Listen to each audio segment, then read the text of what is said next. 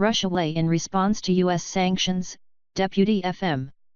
U.S. Ambassador to the UN says U.S. could announce as early as Monday new sanctions on Moscow for support of Syria's Assad. Russian Deputy Foreign Minister Sergei Ryabkov has said Moscow will not delay its response to new U.S. sanctions, according to Russian state news agency RIA. Ryabkov's comments on Monday came in response to remarks made by Nikki Haley, the U.S. ambassador to the UN, who said on Sunday that Washington will impose new economic sanctions on Russia for their support of Syrian President Bashar al-Assad. Ryabkov said that Russia's lower house of parliament is considering legislation that would give the Kremlin the power to restrict U.S. imports, RIA reported. The deputy foreign minister also said Russian politicians were discussing U.S. abuse of the dollar's status as the international currency.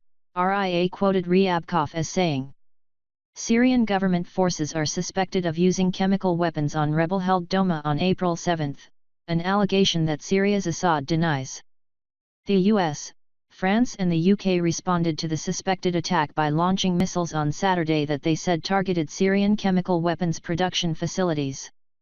Russian President Vladimir Putin denounced the US-led strikes as an act of aggression that will only worsen the humanitarian crisis in Syria. Haley told US media that sanctions could come as early as Monday.